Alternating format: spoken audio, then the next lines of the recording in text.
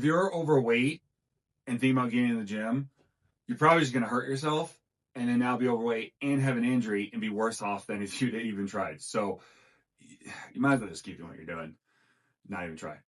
That's how I felt back when I was, well, back in New York a few years ago. I was 36 years old and I felt like I was just going to hurt myself. And I was too overweight and too old at 36. What's the point, right? I should have done it younger. And I was terrified. I remember sitting in the gym at a Planet Fitness, just terrified that I was going to injure myself and be worse off. And I know how to work out. I grew up working out.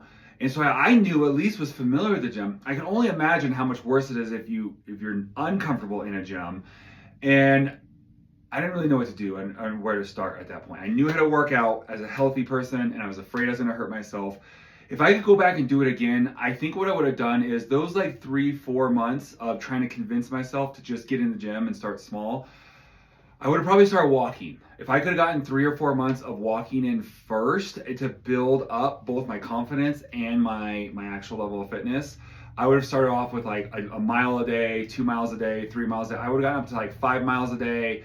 And then I would be like, okay, let's try to do, 10,000 steps a day. Okay, I can't do this every day, but let's see if we can average 20,000 steps a day. And doing that for even just 3 months, I would have probably lost a good 10, 15 pounds, maybe 20 pounds if I started eating a little better too. And then I could have gotten in the gym 10, 15, 20 pounds lighter. I would have been more confident.